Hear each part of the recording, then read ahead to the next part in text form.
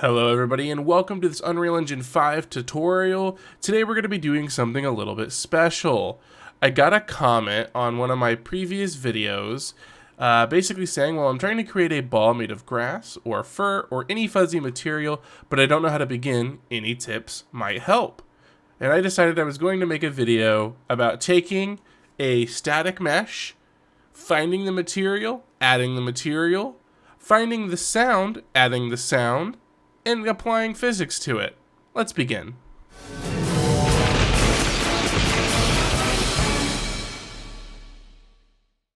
So these are usually a little bit scripted, but today we are doing this completely offhand, so let's do this. What we're going to do is we're going to go into wherever in your folder structure it fits. We are going to create a new blueprint class. We are going to make an actor. And since he wants to make a ball, we're also going to make a ball. So we're going to call it ball_BP for blueprint. We're going to open that up. And with it open, we are going to immediately just add a component. And we are going to add a sphere. Now, the reason I added a sphere is because we're making a ball. So if you clicked off like I did, click on sphere, hit F2 to rename it. And we're going to call this ball_SM for static mesh. Go ahead and compile and save that. And now we're going to go grab whatever material it is that we want to apply to the ball. So we're actually going to look up a website that I like to use here, and it's called Ambient CG. This is a fantastic website where you can get all kinds of materials of all different sizes. They come in multiple sizes, which is great because that helps you with the file size of your game. So like, let's say for example, we wanted this grass.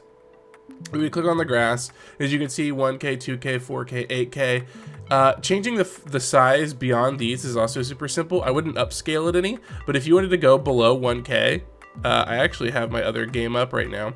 These are all materials gotten from that website. But what I did was, since I was going for a low fidelity game, is I took those 1K images, I just brought them into Photoshop and resized them to 128 by 128. So you can pretty much get any size you need off of this website. Now, if we look at the comment, oh, I closed it, never mind. I remember he said grass, fur, or anything like that. So we're gonna go ahead and grab this one. We're gonna go ahead and download the 1K is good enough for this video. We're gonna hit back, and we'll also, do they have fur? I actually don't know. So no fur, but they do have all kinds of other things. Like if we went to grass, you can see they've got all kinds of different types of grasses that you can get and stuff. Anything fuzzy, what else would be fuzzy? Snow, maybe. I don't know. Let's grab some fuzzy looking snow. We'll download that 1K image as well. Once you extract the folder that you downloaded, you'll get something that looks like this. Depending on your game, you can pretty much pick and choose which ones of these you want and don't want. The more you use, the higher quality you're going to get. The less you use, the less quality you're going to get. For example, obviously you're always going to want to use the color unless you're straight up using a black and white game. Displacement and occlusion, both really good, but not necessary. Like ambient occlusion basically says how much light is penetrating through this object. The more light that's penetrating through it, the more the light around it is going to turn that color. We have displacement, which again is kind of affecting how the light bends once it goes through the object. We have the normal, we have the DX and the GL. I always just use the GL personally. And what this does is the darker blue areas are deeper and the lighter blue areas are further up. And if that doesn't make sense, I will show you in just a moment. And then we have the roughness, and this affects how much light is bouncing off. The less roughness it is, the more it looks wet, the more light is bouncing off of it. The darker it is, the more it's absorbing light, and the more dull it looks. So we're gonna go ahead and just take all of these, and we're gonna go and make our material out of it. So we're gonna hit Control M, and we're gonna make another folder, and we're gonna call this grass. Open that folder up, and we'll just grab these and drag them down like that to get those nice and imported. And from here, we're gonna right click, And now we're going to click on material, and we're going to call this grass 004. I personally like to name it the exact name that it is on Ambient CG, so that way if I need to go back and re-download it or whatever, it's right there in the name already. So we're going to call it grass 004 underscore matte for material. We will pop that open. And if you look at our default little node here, we've got base color, we have roughness, we have the emissive, the normal, basically everything we pretty much talked about just a second ago. So we'll take the color, drag it up, connect it to the base color. We're going to take the ambient occlusion, bring it down a little bit so we keep these sorted, plug it into the ambient occlusion. We're going to take the displacement, plug that into the, do they not have displacement? By default, they do not. So this is one of the reasons I don't use displacement, but my game is also super low fidelity. The normal, okay. Remember how I said the darker the blue, the lower, and the lighter the blue, the higher? So basically what a normal map does is it tricks your eye into thinking a model is more complex than it actually is. If you look on the left right now, you can see that the sphere is obviously a sphere that looks trying to look like grass. Watch what happens when I plug the normal in. It's gonna look way chunkier.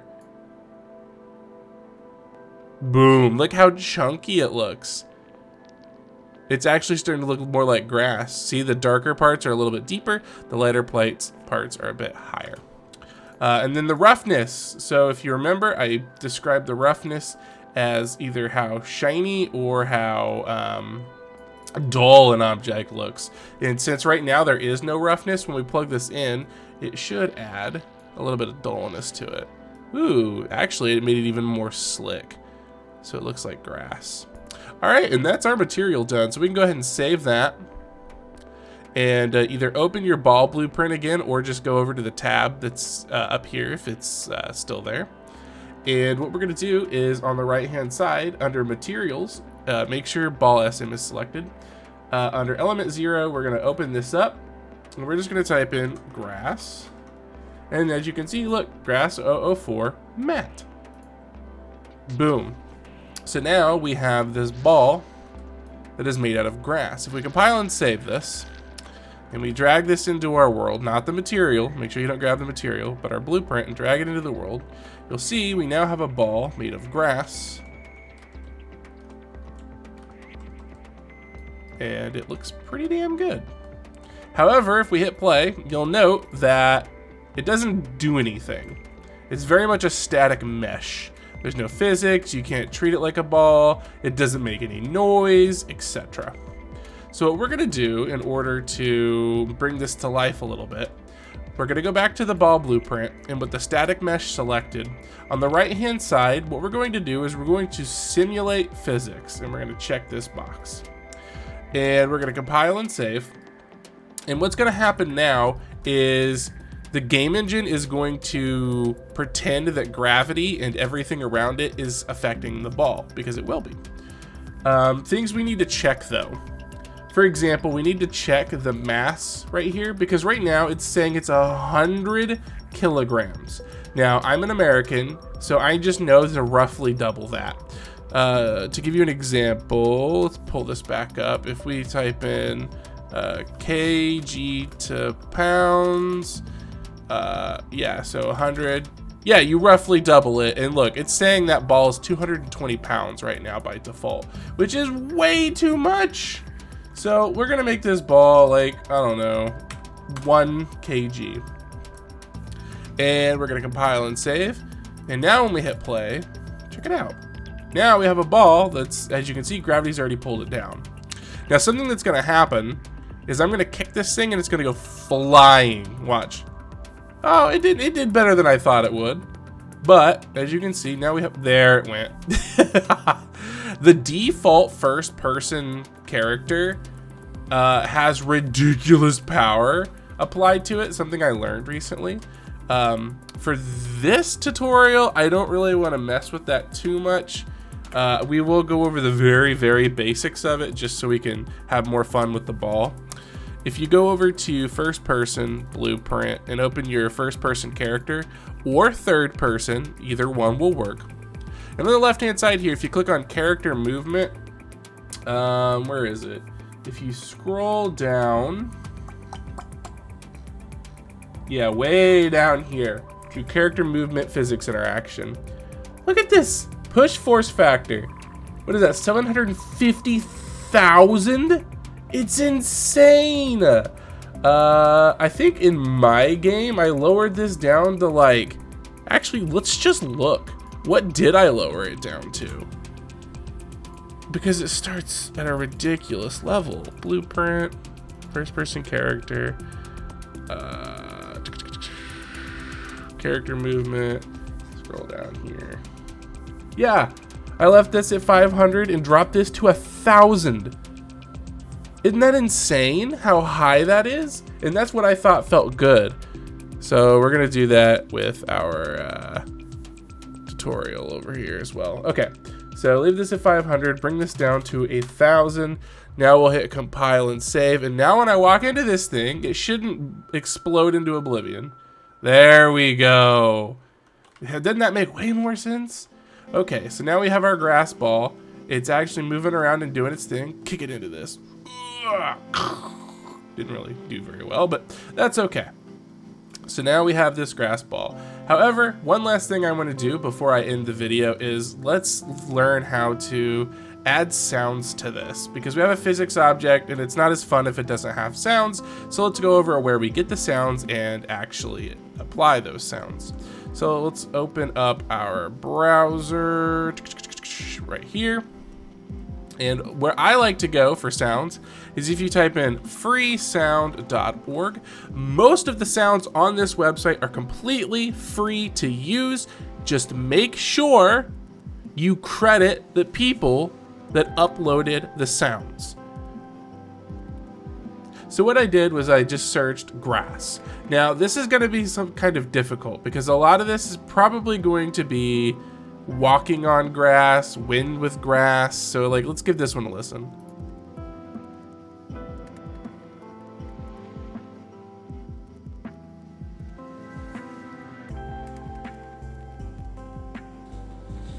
So this is walking with grass. This wouldn't be terrible actually.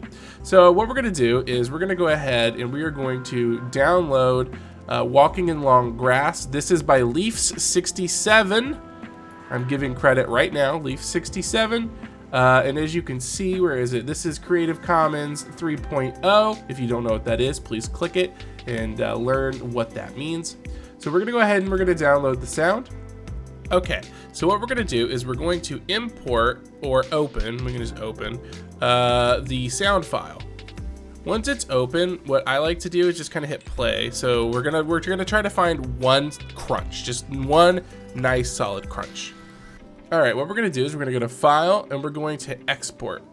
Now, because we're only using a part of this and not all of it, we need to hit Export the selected audio. The save as type, we need a WAV file. And I'm gonna show you how I name these so I can keep things nice and organized.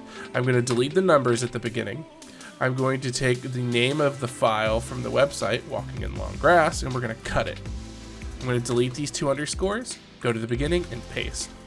Now I have the name of the file and the person that let me use it right here at the end. So contributing them is super easy and is a really nice way to keep things organized. However, I am gonna go ahead and type 01 here because we're gonna do a couple of these and you'll see why. So we'll go ahead and hit Walking in Long Grass 01. I'm gonna just put these on the desktop. Never do this, but it's a tutorial so I can get away with it, and we're gonna save that. So I ended up making 3 files. It doesn't matter how many you make. I suggest about 3, but if you don't get 3, that's fine. What we're gonna do is we're actually gonna head over to Blueprints Episode 3, and we are gonna create another folder, and we're just gonna call it Imported Sound. Now I use the word imported whenever I'm using something that I didn't specifically make. So for example, normally I would have put this material in and imported as well if I would have had remembered, but I had forgotten. So imported sound, we're gonna go ahead and we're going to import those sounds we made using Audacity. I put mine on the desktop. So we'll go ahead and grab those 3 and bring them in. All right, with all 3 of them implemented, what we're gonna do is we're gonna right click. And this time, what we're gonna do is we're going to create a sound cue. If you just hover over sound, right here, sound cue. We're gonna go ahead and click on that. And we're gonna call this grass underscore on hit 01 underscore SQ, for you guessed it, sound cue. We'll go ahead and open that up. So this output is exactly what you would think it would be. This is going to be the output that the sound cue gives us whenever we call it. So what we're gonna do is we're gonna take our 3 sounds, 1, 2, and 3, and we are going to make it so whenever we call this, it will grab a random one of these and play it. So if you just right click anywhere and hit typing in random and click it, we'll go ahead and start plugging in our sound nodes here. We'll go ahead and add one more. And then, so now it's already going to pick a random one of the 3 we chose. But after that, what I want to do is right click and we're going to add a modulator. Oh, that's a continuous, delete that. We don't want a continuous, we have a regular modulator. And we're going to go ahead and plug that in and then plug it into the output. So what are we doing right now? So again, it'll pick a random of the 3 you chose. And then the modulator. What does the modulator do? The modulator changes the pitch and volume of the sound that's going through. So even though it's 3, it's going to modulate it so it sounds like a couple more, and it's not so much of a pattern. So for example, right now our pitch minimum is 0.9 and our pitch max is 0.105. So every time I hit play, it's going to modulate in that small range.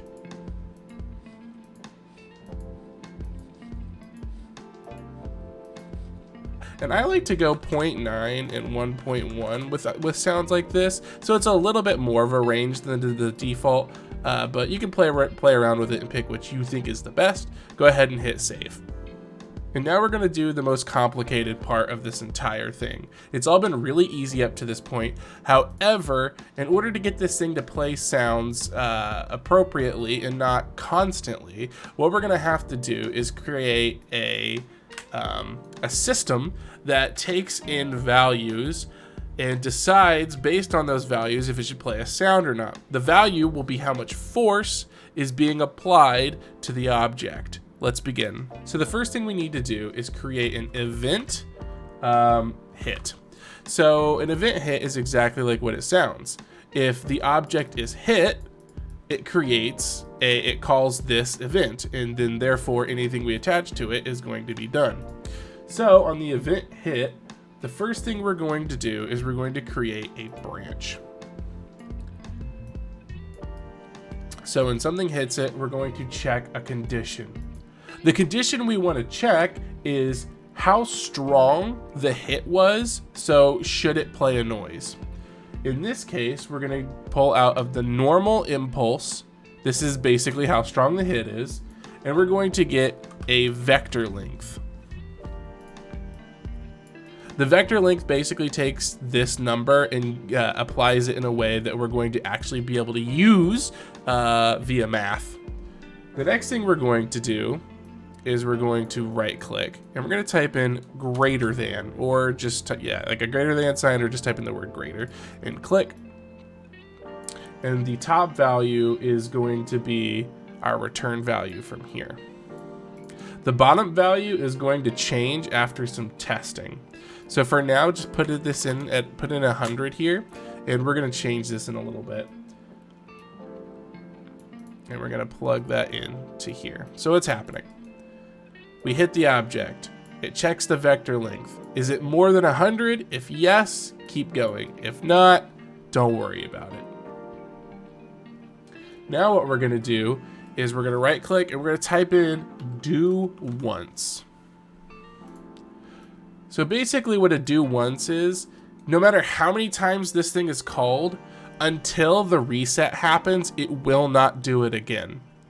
So if it's true, we're going to do a do once. If it's false, we'll reset it. I am so sorry. Go ahead and untick those little arrows. From true, we're actually going to do a sequence. This is going to be a debug tool. So for now, don't worry about it, but we will explain this in just a moment. And then you can take false and plug it back into reset. Then 1 can go into do once, and then 0, we're gonna right click and we're gonna type in print string. Then 1's gonna go straight into there. And the string is actually going to be this vector length. And since it's already here and on everyone's mind, I'm actually going to go ahead and show you what this is going to do. So I came across a really interesting bug. Sorry for the jolt, but what we need to do in order for this to work, I completely forgot, is within the ball blueprint, over on the left-hand side, go ahead and click our static mesh. And what we need to do at the top here, where we can search, type in hit, and make sure simulation generate hit events is on. Otherwise, this is never going to happen. I was so confused what was going on. But anyway, make sure that's checked. Now, I will show you why we set it up like this. Compile and save, and we will go ahead and hit play. Now at the top left, or on the left, you see these numbers that are popping up? Lots of 8s. A lot of 8s. When it hits this wall, 400. It's really hard to see the numbers changing sometimes, especially whenever it's a ball. You can see it's generating tons of events. So let's hit this thing really hard. Ugh! I think I saw 700. So to clean this up and to make sure it doesn't play sounds every time it gets one of those on hit events, because as you saw, it gets a ton of them, what we're going to do is we're going to set this. First off, let's set it to 100. Compile and save. And now, as you can see, it generated 300. Didn't generate anything. Nothing. It did get a 400 and a 100 on the wall though. So what we're gonna do is we're gonna go in here, and I actually think 100 is already a pretty good number. So now that we know that this is a good number for this object, we're going to delete this, and we're going to delete the print string, which means we can delete the sequence. True goes into the do once, false goes into the reset. I showed you how to do that because it's actually really important in order to be able to set up sound like this. Now we're going to need to make to 2 variables. Go ahead and add a variable. Call this one force, and this is going to be a float. Add another variable. This one is going to be location, and this one is going to be a vector, because that's what a vector is. It's three variables, x, y, and z, to create a location. Now that we have these, we need to set these. So on the do once, we're going to first set our force. So go ahead and hit set, plug it in, and the number we're going to use is actually going to be a variant of this number. We'll drag this out, and we're going to do normalize to range. And the range is going to be 0 to, let's do 2000, I think would be a good number. What this is going to do, by the way, is basically say that our force can't be below 0 and it can't be above 2000. It's very unlikely either of these will happen, but it's good to just make sure your code is bulletproof like that. So I'm going to go ahead and just make a little pin, make that a little bit more clear. And now we are going to set our location. And the reason we're setting the force and location will be clear soon, I promise. So the location is literally going to be the hit location. We'll plug that in, and then we'll just start adding pins, so that way it's very easy to follow and you know where this is going, like that. Because this is going to get a little bit of a rat nest, unfortunately. And to finish it off, we'll right click and we're going to say play sound at location. We're going to plug this in. We're going to make this bigger. And guess what? We have a location. We have a force, which we're going to put into the volume multiplier. So that way, if the force is harder, it's louder. If it's more quiet, it will be more quiet. For the sound asset, we're going to open this up. We're going to type in grass. And you remember, we made a sound cue for this. So we'll click it. And this should be nice and set up. So if we compile and save this, now whenever we play, we should get sound whenever this thing hits stuff. If I get it hit hard enough. Yeah, you hear it? So that's my tutorial on physics objects and getting them set up. I hope you learned something. Like, comment, subscribe. I will leave my Patreon in the description if you're interested in supporting me and making more tutorials. Leave comments if there's videos you'd like to see, and I will see you in the next video.